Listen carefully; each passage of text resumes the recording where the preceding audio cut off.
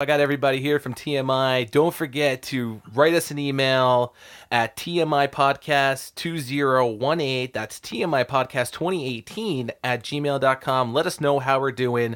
Also, check us out on Twitter. Follow us on Twitter at TMI_podcast 2018. Just use the numbers, don't spell it out. Ooh, don't forget Facebook.com/TMI podcast 2018. Follow us on the Apple Podcast app. Don't forget to subscribe and leave a 5-star review. All you YouTubers out there, don't forget to subscribe to our channel, TMI Podcast 2018. Look for the popcorn bucket. That's right. Also, check us out on Spotify and the Google Play Music app for all you Android users. Follow us and subscribe everywhere. We appreciate it. We're doing it for you guys, the fans. Thank you.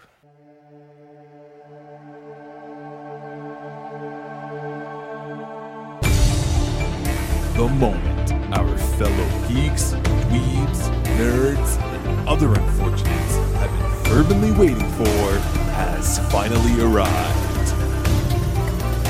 It's time for TMI, Confessionals of the Nerd Kind. And now, your hosts, Dave Odinson Warhowski, Jeff Nerfherder Chandler, Jim Kaiju Baker, and Mike Mjolnir Evans.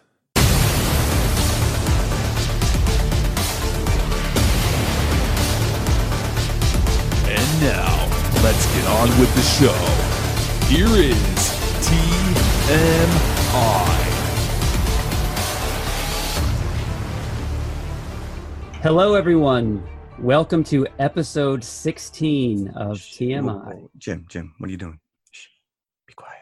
Oh, I'm sorry. They'll haunt you. Please, can we just sit here for an hour and say no? Even though our lives depend on it, I really depend on you to shush me every time. I keep forgetting somehow. Yes, there you go. Welcome, everybody. We are back again. Hello again to episode 16. Really 16, man. We are stacking up, and we're racking up the countries. We are. We're taking over the world by storm. I would like to say hello to our maybe single fan who's downloaded a few episodes in Tanzania. That is awesome. We love to know your story and what you think about it. So if you go to our Facebook page, TMI Confessionals, please let us know. Yes, let us know. Even if you're not in Tanzania, I don't care if you're in my neighborhood across the street, or maybe you're vacationing and a vacationing American. And in that case, great. You're putting us all over the map. You bring us home with you. Yeah, keep traveling. There you go. Yeah. So the big news this week is Comic-Con. Yeah, San Diego's in full swing right now. Yeah, so we've been seeing a lot of trailers drop, as the days go by, and so we wanted to bring that up. And you know what's nice though? The episode. Yeah, well, you know what's nice about that is that, so go back a couple of years where they would show them in secret, and you may see someone has illegally recorded it on their phone and then released it into the netherworld, and it gets pulled, and then you don't see the trailer for another 6 months or something. But now, as soon as they're being shown at these conventions, they're going up live. Officially, so, yeah. We're not getting high def. So if you jump on YouTube and whatnot, they're all there. So let's go. Glass, which is the follow-up to M. Night Shyamalan's Unbreakable, which if you listen to this podcast, I've mentioned a couple times. I absolutely love this movie. And it tied in with Split. So now this is kind of like the third movie where these superhero / villains. So that looks really promising. And we have a couple DC. Mike mentioned Shazam, which actually looks like a lot of fun. And Aquaman. Looking forward to that. Yeah, Aquaman. How was the Aquaman trailer? Aquaman looks very promising. I have high hopes for this. He was probably the one bright spot in Justice League. But then on the other end of the spectrum, we have this very divisive trailer that has come out for Teen Titans, although they dropped Teen, so it's just Titans. And they're definitely going for... So first of all, this is not a movie. This is I guess, a live TV show. That's Jim. You said it's going to be exclusive on some kind of DC Direct Access channel, much like the new Star Trek is on the CBS right Direct. So they also announced Star Wars Clone Wars is coming back. They're bringing that back, but again, that's going to be on a Disney exclusive streaming service. Same thing with Jon Favreau's Star Wars live action. So here we are. Last week, we're lamenting the fact that we grew up with only 3 channels. Now we have too many. Now it's like, and we have to pay for them all. Well, Apparently. that's just it. You know, how far can my dollars go? I mean, you know, not only Netflix and Amazon, and you know, now you have the PlayStation View, and you're paying for HBO and Showtime and Cinemax, and now you got all these other CBS. I want to watch Star Trek. No, you can't. You can't watch everything. No, and I think Netflix is going to take a huge hit because I think Disney's, you know, they're going to pull all their stuff. They're not going to have it. You're going to have to. You want to watch The Incredibles or you want to watch any of the old Disney archive stuff, you're going to have to get the streaming service. So what ends up happening with the Marvel TV shows? I mean, are those licensed to Netflix? Do they still own those?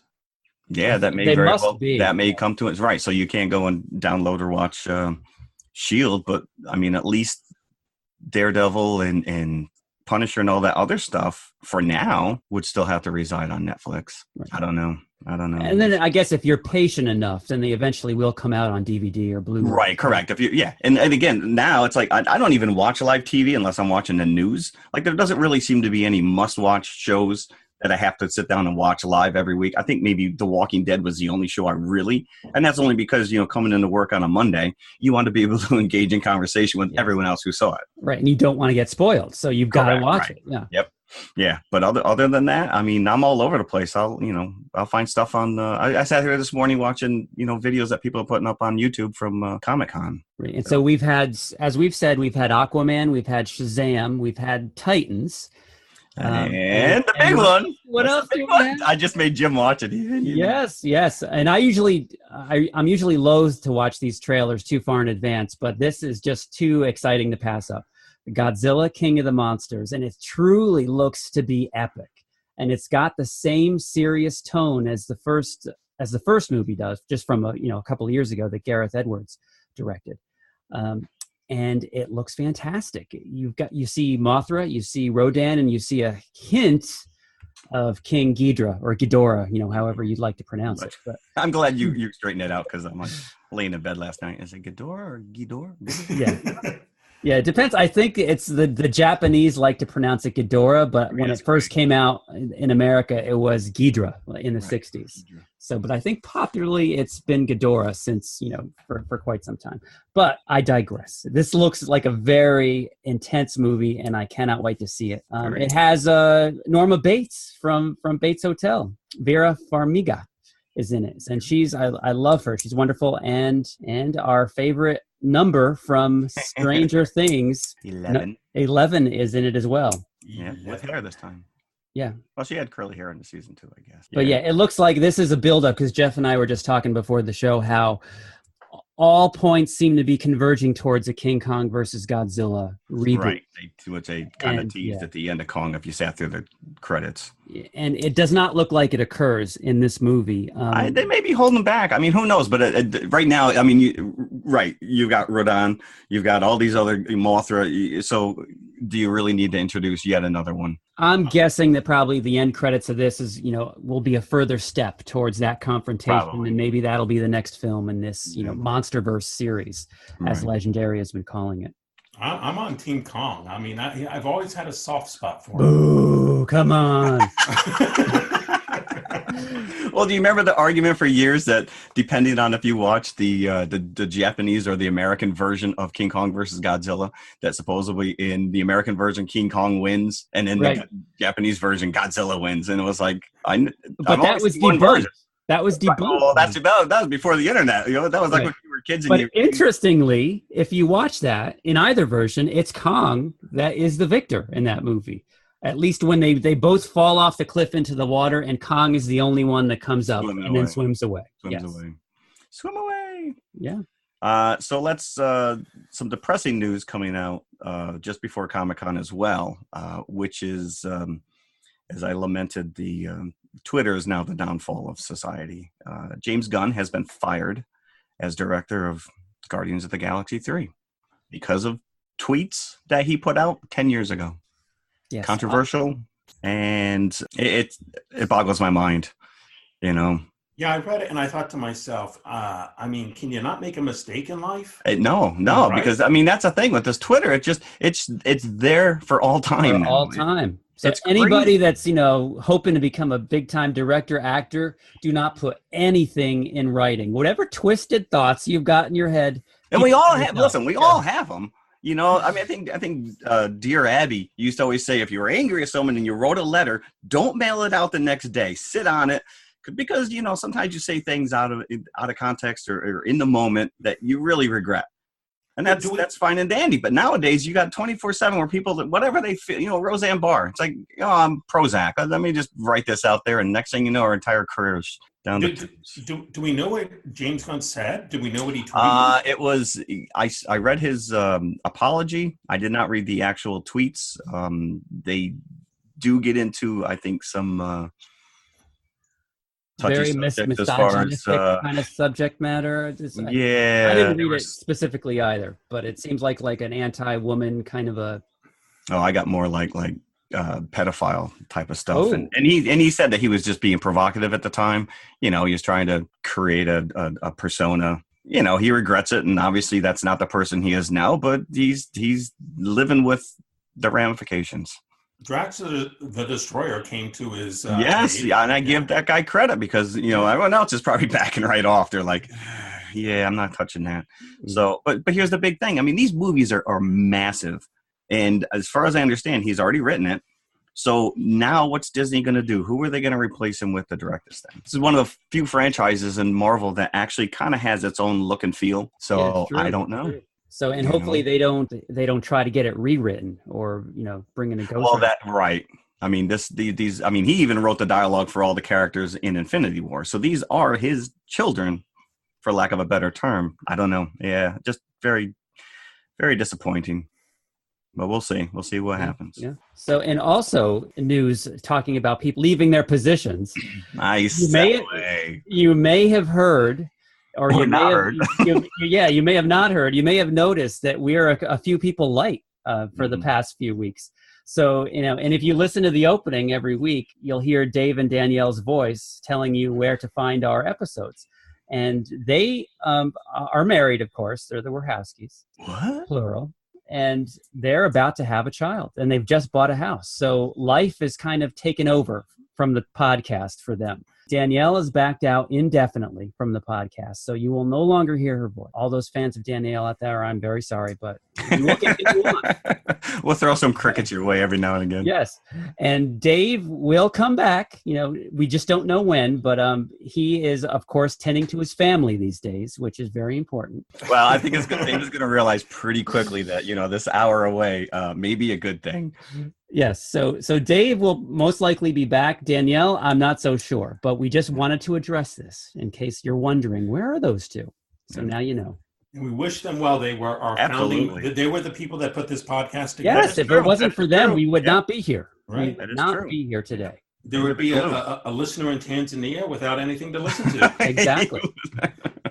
So thanks much to Dave and Danielle. That's right. They got the ball rolling. Yes, they did. It's all their fault. So this week's episode, we would like to start off. This is kind of a slow week for us in the actual theaters. So we haven't gone to see anything that's brand new, but we would like to talk about the DVD Blu-ray recent release of the thriller sci-fi flick A Quiet Place. I like to refer to it as 89 Days Later. That is where it starts. It is. Kind of the same structure. Yeah, it is. So let's get into this. So this is a post-apocalyptic kind of a scenario, like we've seen many times before, but we don't really know what's happened. It's never explained. No. And I didn't delve too deeply into it. Yeah. So we've got these things on the planet Earth, aliens, probably. That's my takeaway. Yeah, I would say definitely. Right. That seem to have taken over and decimated most of the population that we know about anyway. And they are highly attuned to sound. So they are blind, these things, and they apparently like to eat people, and that's why there's nobody around anymore. Right. Noisy. All the noisy people went first. Yes, which probably isn't a bad thing if you think. No, there you go. Weed out the weak. But so these things are attuned to sound. So if the minute you make any noise, they know where you are, and they come to eat you. But since they can't see you, if you keep quiet, then you're fine. So that's the setup. Yeah, and it's a beautiful setup. I mean, go back last week, I was not thrilled. I don't like these type of movies. I don't like these jump scares. And this was it was beautifully shot.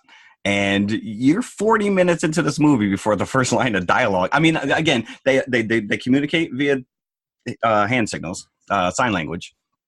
So, you have a family. But I was blown away by this. I enjoyed it. I thought it was great.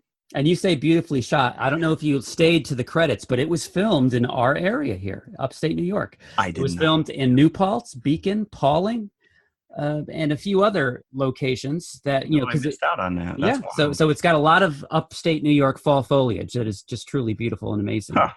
Yeah, I didn't know that. I was trying to place the location, and to me, it sort of looked like Pennsylvania, but could definitely see it being in the Hudson Valley. Yes, and it was written and directed by John Krasinski? Yeah, and I'm fascinated by these actors who can direct themselves, because someone's still got to manually run that camera. So was he telling this guy, all right, I want you, when I will move over here, I want you to pan to the right and then slowly, because there's a lot of neat little camera, focus, unfocused things going on. Cinematography was really nice. There's a couple boom shots where the family's walking through the woods and it pans down on the train trestle at the beginning of the movie. Correct. Like just very atmospheric. And again, there's no dialogue. So you're picking up all these, you're thrust in the middle of the storyline and you're not really sure what's going on. They're not talking to each other except for sign language. And at first I was like, well, that's pretty amazing that, 3 months in, this entire family learned how to sign language. But you realize that the older daughter is deaf. And so conveniently so. So they would already know. And that's a huge plot device. That's actually a huge plot device that plays out later. We should just say spoiler alert, because if you don't know by now, we're going to tear into this movie. I did like and have either of you read sort of this Cloverfield connection, which you can kind of get the vibe for? No. What is this? Is this a thing? Yeah, that there's this notion that, this is connected. How so? To the alien world. To the alien world. This is the post-apocalyptic, Cloverfield world. Okay. Yeah, and I know it's not, wasn't intentional, but it sort of fits if you step away from it. They kind of have that look and feel. If you compare the two creatures, the way that it walked on, it's kind of like... Yes, they were very similar. Knuckles. Yeah. There is a similarity. Yeah. So if you look at the plot line of the Cloverfield paradox, which kind of sets up because of other dimensions, monsters coming in, so that's perhaps where they're going with this. Yeah. I got toward the end of the movie, do you know the M. Night Shyamalan Signs movie? Oh yes, of course. With Mel Gibson, another one of my favorites. I got very much a vibe, that kind of a same vibe from this. Not that that's a bad thing. The setup was nice. You go through this entire movie, and until the credits roll, they don't even have names. They don't refer to each other by name. And there's 6 people in this entire movie. And again, it's tense. You become very aware of the silence. I'm glad I didn't see this in a movie theater, because I probably would have gotten pulled away, people crumpling their popcorn or phones going off or whatever, because the silence plays so big into the feeling of this movie. So the opening shot, it's you don't even get the opening credits until there's like a 10-minute prologue. The family goes into town to get medication at the pharmacy, and then the little boy takes a space shuttle, and the dad immediately freaks out, takes the batteries out, which right then and there, that was the most unbelievable thing for me, is that no toy comes with batteries in it. Yeah. No, some of them do. Those little chintzy, the ones that last for 2 days. But how far were we into this? Because the first card that comes up that says how many days are, what is the first number that you see? 89. Just 89. Okay. 80, day 89. Yep. Because then it flashes forward to 400 and right, correct. So you get the prologue. Which is this family. They go into town. They're getting supplies or whatever. You get the idea. They gotta be quiet or whatever. This little boy takes his shuttle. His dad scolds him, silently, and then unbeknownst to the parents, the older daughter gives it back to him. So that plays into they're coming down the road. It's getting dark, and a little boy takes out the ship and starts flying it, and it makes noise as it goes up and it goes down, and you just cut to the dad. He's freaking out. Now, there's a fair amount of space between him and the kid, and as he's running back toward the kid, who's in his glory, he's playing with the spaceship, and you just see this creature coming out of the woods and just snatch his kid, just take him. And that was it. Then all of a sudden you cut to the credit. And then, Jim said, 400 days later. And oh my God, that was brutal. It was absolutely brutal. But you see the family, the ramifications, the older daughter kind of feels guilty because she's the one who gave him the toy back to begin with. And then I think there's this ongoing thing where she really feels that the dad doesn't trust her or doesn't love her. But again, this is all via sign language. This is all body language, and they're trying to coexist. They're living in the basement there's a house, but there's also like a huge farm. So sometimes they're in the basement of the barn and other times they're in the house itself. And you never get it because you do see that old couple, the old man that kills his wife. And then, well, that was my question, which is he did kill her because, the dad and the son go out in the woods and he's trying to teach the kid. They're fishing. So they're surviving. They're living off the land. You get the idea that they're farmers. The dad's somehow a super genius because at the same time, he's also trying to create a hearing aid for his daughter. So he's got all these tech skills, but they're also living off the land. And you see the food and they're harvesting crops. I lost my train of thought. I don't know. The old couple. Oh, the old couple. Right. I'm sorry. Yeah, sorry. It's way too early. I got you, Jeff. I got you. So they come across the old couple and the old lady's dead. And they just look at each other and then the old man just screams. And so the dad and the son run for cover and sure enough, an alien comes out of nowhere and just takes this old man out. Yeah. So that kind of raises the question. Are there other people alive? Well, there's a scene where the dad at night goes up on top of the water tower and he lights a fire. And you see two other fires off in the distance. So to me, that was an indication that there are other people in the area, but they just don't interact with each other. They don't, I don't know. And of course, you see a lot of newspaper headlines that are, from leftover newspapers that the world was aware of what was going on, enough this was in the news. It didn't just happen overnight. Right. I think the New York Post, it was like, it's sound, and that was like the last newspaper. We figured it out. We're dead.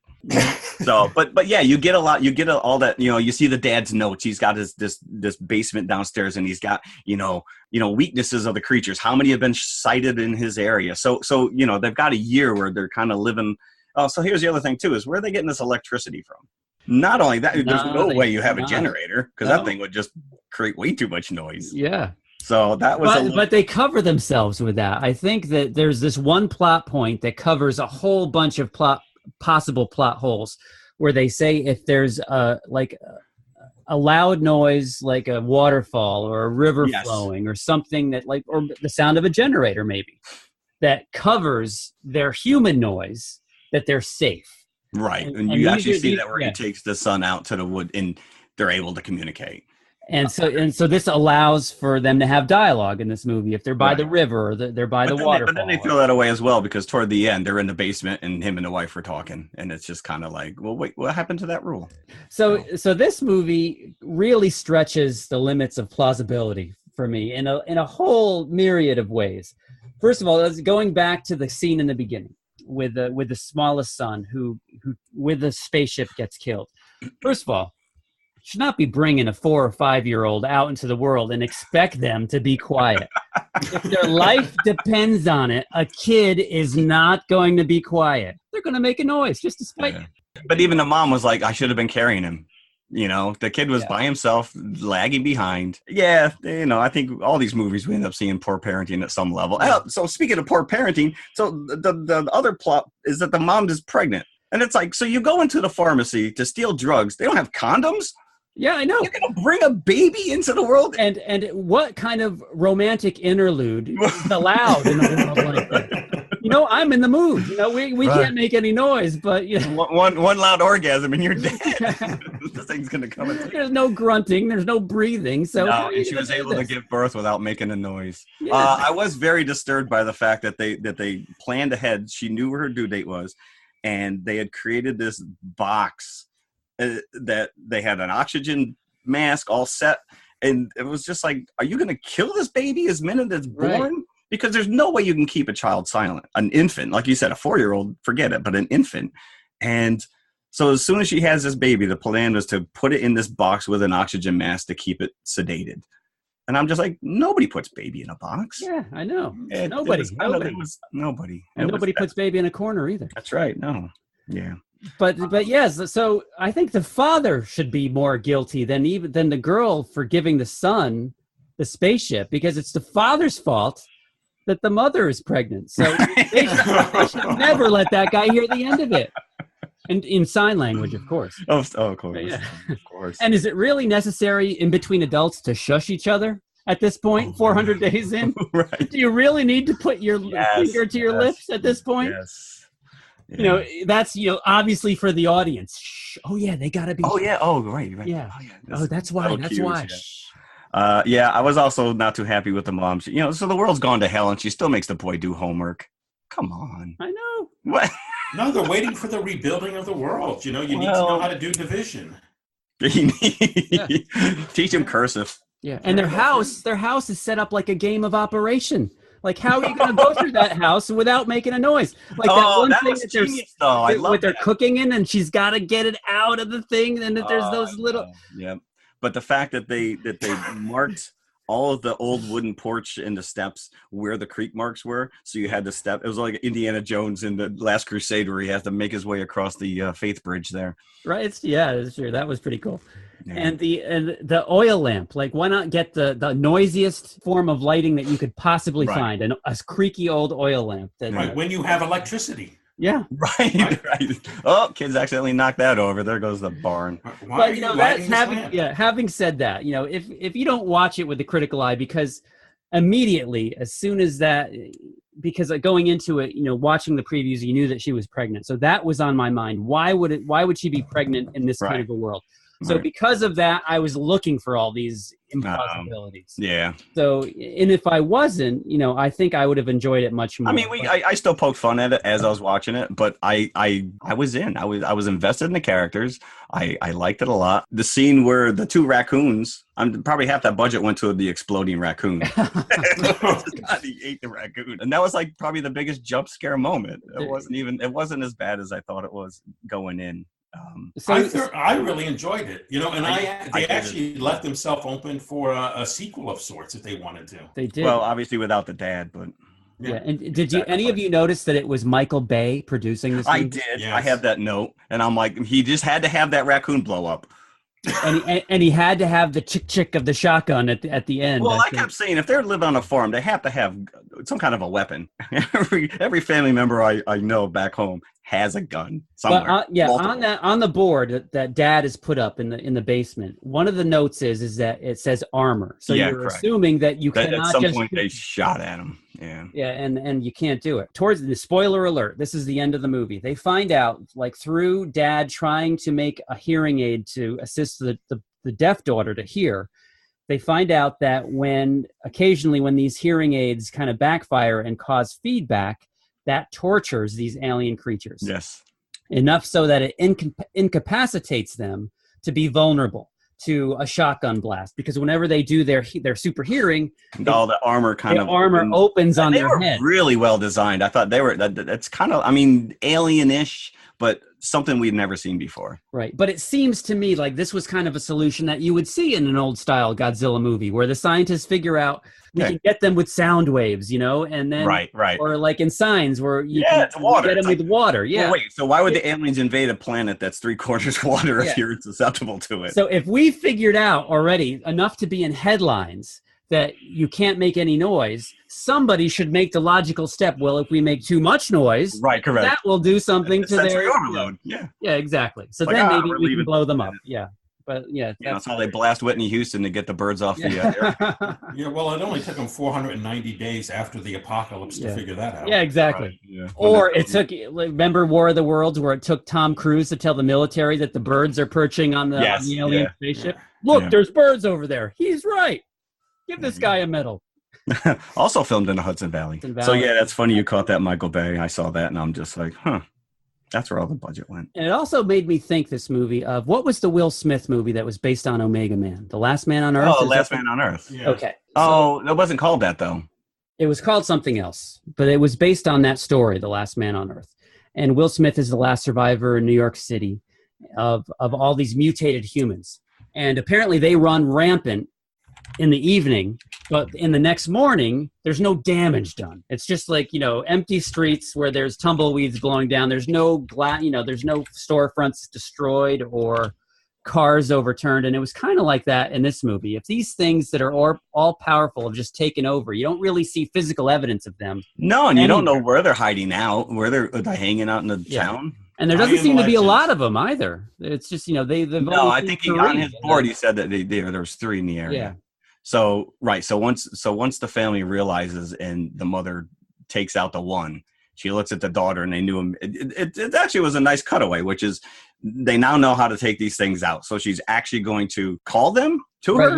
Yeah. Sort of, yeah. So that mom can take them out. That Will Smith movie was I Am Legend, by the way. I Am Legend. There we go. That's the name of the story. I think Last Man on Earth was another adaptation of I Am Legend, actually.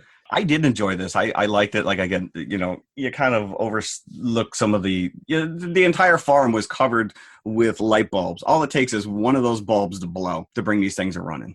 Yeah, the slightest, as we were saying before, like where does the line end? Like how loud do you have to be for these things to hear you? So, what if I fart in my sleep? It's been known to happen. Maybe that's what was the downfall of society, like gaseousness. Because you can't help that. No, I do recommend it. I liked it. I was happy I watched it. Okay, fair enough. So are we ready to give it popcorn buckets? Are we that far in the discussion? Yes, we are. I think Jim's going to go low. I'm gonna go 2.5 popcorn buckets. Whoa. And I'm only giving it the extra half because of the fall foliage. I'm gonna go 4. Wow. 4. Yeah. Wow. 4. It was something different and new. The whole idea that you were watching this movie and there really wasn't a lot of dialogue. I mean, there was virtually none. No, it was just different from anything else that I've seen lately. And it wasn't really covered in music either. The music wasn't. It really did rely on that silence. I'll give it 3. I'll go right down the middle between you guys. All right. Well, I think the general public voted as well because this was a huge hit. I didn't pull numbers on it, but it was earlier in 2018 a big box office success. So a lot of people love it out there. Yeah, I will not begrudge. I think it was a surprise. I think it grossed over $330 million. Don't know what it really took to make. It had nothing. The budget, like I said, the budget had to go to the alien and to the exploding raccoon because there really was nothing else going on. You had 6 people in this entire movie. The kid was killed 5 minutes in. The old lady was dead. What are you paying her?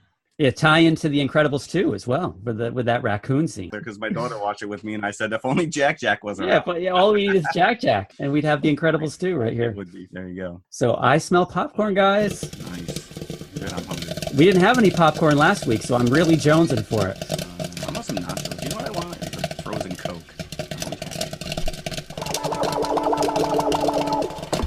This drive-in theater is radioactive. Now you can hear tonight's show on your AM car radio. Turn your ignition key to the accessory position. This will not drain your car battery.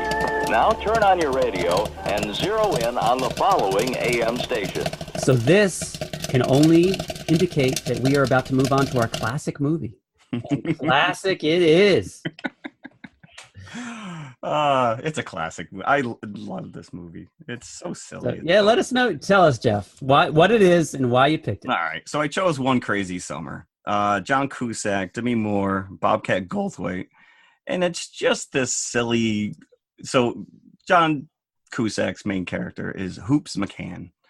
And the running joke is that he's named Hoops, but he is the worst basketball player on the planet. And it's just full of sight gags. The director, Savage Steve Holland, which we were just laughing at the fact that somehow he was able to get an adjective slapped onto the front of his name there for Director Guild credits. They just go, they graduate high school and they're just going to Nantucket to this guy's grandma's house for the summer.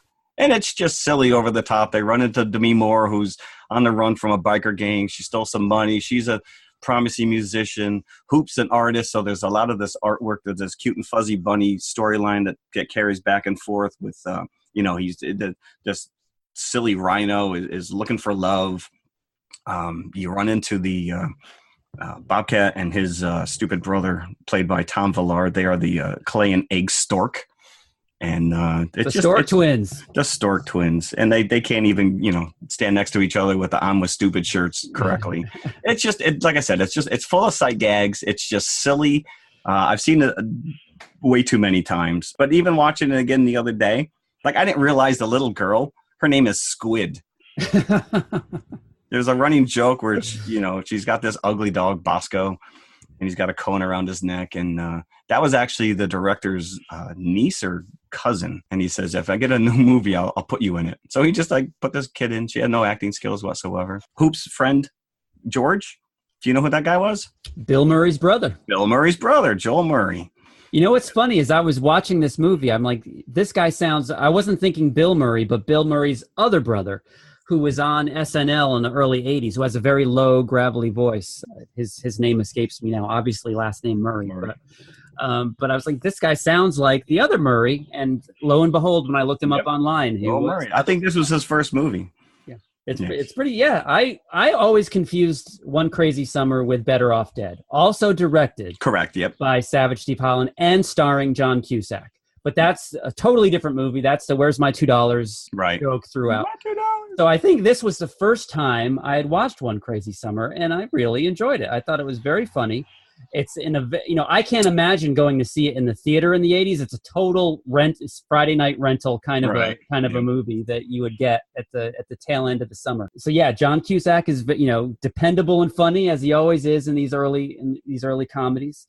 Joel Murray, who is his friend George, as we were just discussing, probably the most laissez-faire acting kind of method.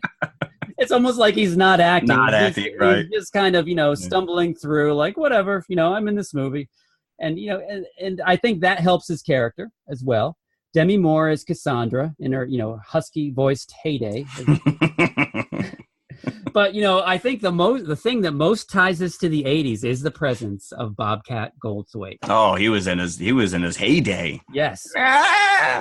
He would never fly today. It's like, are you making fun of people with special needs, or what are you doing? Right, correct. But yeah, he is so tied to the 80s for me. He cannot exist outside the 80s for me. And he's and I feel really sorry for the guy that was playing Clay, the other Stork twin. Tom Villard is the actor's name, who was just, no matter how goofy and stupid that guy acts, he was never gonna even be visible in a scene that he's alongside the Bobcat. So Tom Villard he passed away in 94. Oh, wow. He is no longer with us. But do you remember the TV show We Got It Made? Of course, yes. He was on that show. And that is a quintessential 80s. Is that the Ann Jillian show? No, that was with the waitresses on the. That was the. Why am I thinking? I know what you're thinking of. Yeah, well, yeah. It's a living. It's a living. Boom. You're good, Jeff. You're good. There you go. So, but yeah, also the 80s was Mark Metcalf, who Niedermeyer from Animal House, and then he went on to bigger claim fames in Twisted Sister videos, playing the character. Yeah. What do you want to do with your life? On your uniform? That's like that was like a mantra from the 80s. And that cemented his stereotyping, I think, in movies from that point on. He was always like the angry dad, just like he was in this movie. Yeah. Or the angry general, or the angry bad. But again, you're right. And the old man Becker, wasn't he the crazy uncle, the bald uncle that burns the Christmas tree down in Christmas Vacation? Yes, he was. And wasn't he also in Prizzi's Honor? Wasn't he? Oh, geez, I don't know. Always the guy, smoking a cigar in a wheelchair. Yes, right. William Hickey. You know what's really bizarre is the crazy uncle that was trying to win the radio call-in show is married to Rebecca De Mornay. No. Still? Or back then? Still. But when I listened to the audio commentary when they mentioned it. And the only other thing I'll bring up, which is the biker, with the pink mohawk. Okay. Yes, I remember. No, who was that? That's John Matusak, who was a lineman for the Oakland Raiders, but we know him better as Sloth from Goonies. Really? He was in the Sloth. Hey, you guys!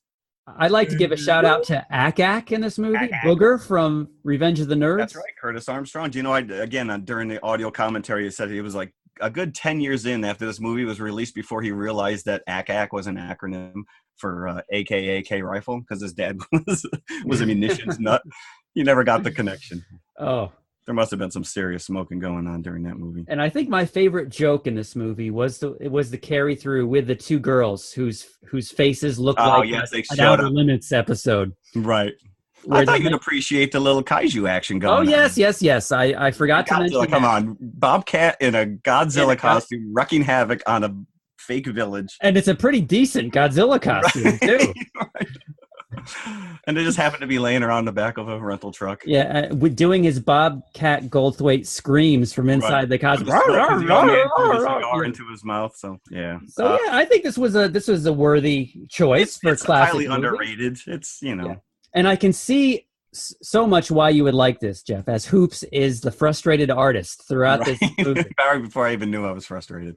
Yes, and I love the little animated vignettes in this, especially with the cute fuzzy bunnies, as they're done in a very sinister, like 20s, 30s kind of cartoon kind of style, like old style Walt Disney, the earliest Walt Disney. Yeah. So yeah, those are a little bit creepy. Those I will tell you that toward the end, when the cute and fuzzy bunnies get gunned down, there are two of them that are Siskel and Ebert because they panned Better Off Dead, so Holland had them killed off. I read that on online. Yeah, before just like Roland Emmerich when he made Godzilla, he was so mad they panned one of his I think it was Independence Day or whatever. So he purposely went out of his way to find two actors inept to play like politicians, with thumbs up things. Yep, thumbs up, thumbs down. So yeah, Roger Ebert and Gene Siskel, and filmed on Cape Cod, Martha's Vineyard, much like Jaws. So they have a running joke with a foam, a rabid dolphin. It's good stuff. It's just silly, over the top stuff. Oh, very 80s though. When girls in bikinis are wearing belts. It's just like, that's not a good look. I was looking at it. It doesn't look like Savage Steve Holland has much of a resume as a director. No, I think those two movies that we just mentioned were probably like the highlights. I don't see really why, because they were, I think, successful in their way. Do you know what his claim to fame is, though? He started out in animation, and he actually created and animated the little whammies for the game show Press Your Luck. Oh, really? Those little things? Which is a running joke. Big bucks, no whammies. Big bucks, no whammies. I mean, even if no one's ever seen the show, that. Jeff, do you care to try to impersonate one of the whammies? I don't even remember what they said. They would Cutting edge back in the day. I did not know that. I have more respect for Savage Steve Holland now. There you go. 7. So yes, that was my movie pick, and I enjoy it, and I recommend that people go. Yeah, especially now, because it was released originally on August the 8th in 1986, so we're pretty much coming up almost to the day on its 32nd anniversary. 32nd. Yeah. So it is available on Netflix as a physical disc. So any of you out there who are looking for something to rent, please watch this. Yeah, it's a fun summer romp. It is, and it's only got 60% approval rating on Rotten Tomatoes. See, we need to raise that up. We do. No. So anybody out there who wants to go watch it, don't be afraid of that approval rating. Rotten Tomatoes is not the be all end all of. We are. Yeah, we are. It didn't do that well commercially. I think it cost $12 million to make, and it made $13 million. And half of that budget was the Godzilla costume. Yeah, exactly. So it was right there. It got out of the red, and that was pretty much it. So yeah, go see it. I would give One Crazy Summer 3.5 popcorn. I'll back that up. 3.5. Okay, Mike. I know you didn't get to see it this time around because of technical difficulties, but from your memory of it, what would you give it? I have now remembered that I have never seen this.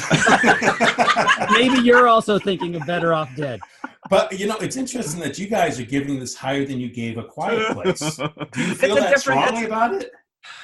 I just enjoyed watching it more than I did. You know what it is? You can't compare the two. We can't even somehow. Every week we seem to somehow tie our feature film in with our classic, and you can't do it with this one. Yeah, this has no connection. Two completely different movies. And it's just a fun summer romp. I giggle every time. So this is as good a segue as ever to our confessional. Confessionals. And what we would like to ask you and ask ourselves today is, what is your favorite summertime comedy? Much in the vein of One Crazy Summer. Yeah. So we'll start with Jeff, since he brought us on this path with One Crazy Summer. So if it is not One Crazy Summer for you, what is it? Well, it really, I mean, again, this, there's a reason I chose this movie, but probably my backup would have to be Summer Rental with John Candy. With John Candy. John Candy, a little Rip Torn action. Again, just 85, I want to say maybe. He's, he's a Air Force traffic controller, and he misses a plane. Remember the beginning of this movie? There's a fly on the screen, and he misses the plane. So they force him to take a vacation. And everything that could go wrong does go wrong, but he's just a lovable. You can't not like John Candy. And he's just, he takes his family and it's just one disaster after another. But it kind of ties in with this One Crazy Summer as well, which is he learns to sail a boat and he joins this regatta race and he ends up flying his pants in order to win. Yeah, I think Jaws 2 had a similar plot line.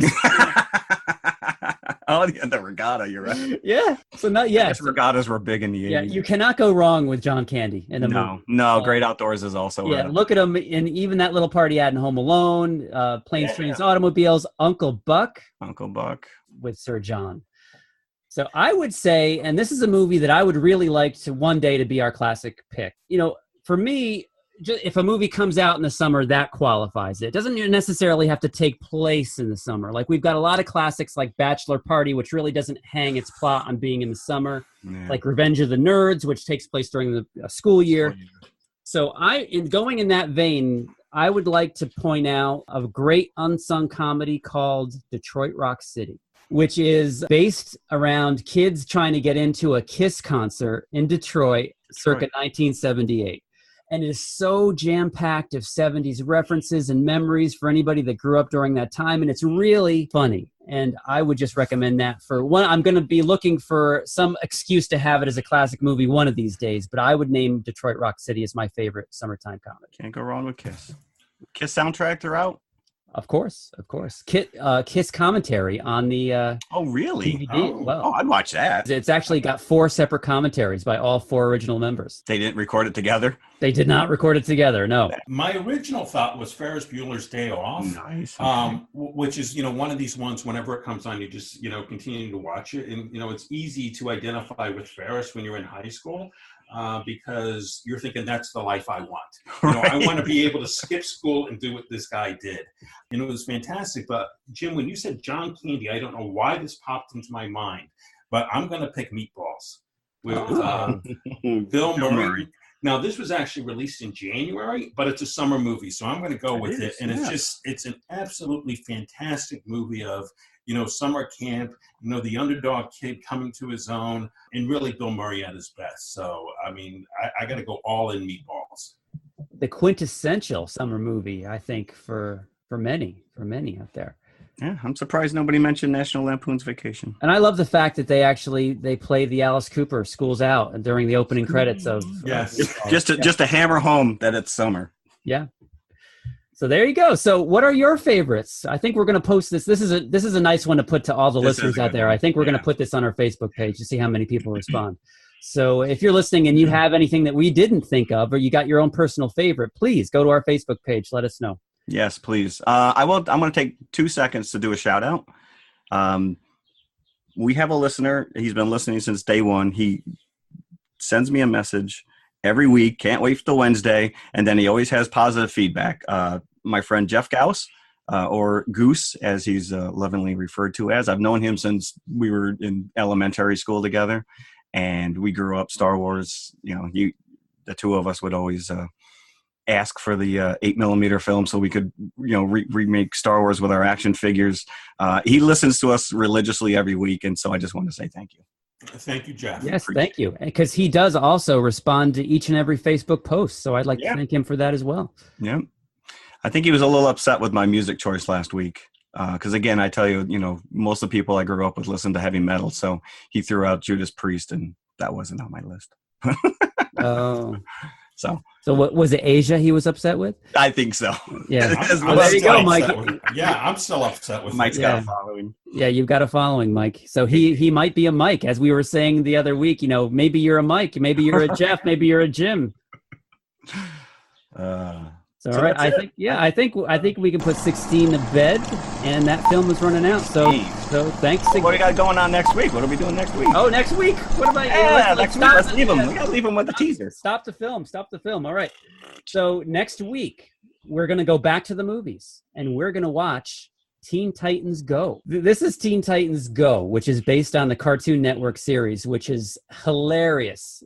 Any of you that have kids that watch the show will know what I mean. It's one of these cartoons that it's just as much for adults as it is for kids. And I cannot wait to see this movie. And as a classic film, I think collectively we have agreed that we kind of wanted to pick another movie that was out concurrently based on a TV series that was out concurrent to the TV series, which is a rare thing. Usually you see it years later. Yep. Or, a year later or something. The only other thing I can think of besides this movie is X-Files that did it like in the middle of the show.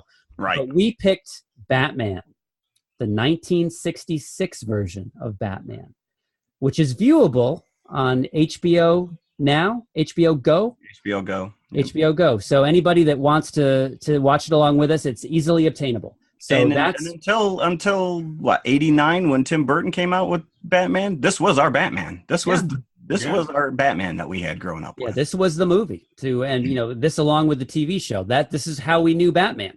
Yeah. Was Adam West and Burt Ward as Robin. That's right. So there you go. So Teen Titans Go and Batman 1966. It's going to be a cartoony fun week. Yes, it will. Very colorful, I think. Yes, there you go. So there we have it. So thanks, gentlemen. Now the film is running out. All right, we're out of here then. Oh, goodbye. Ciao.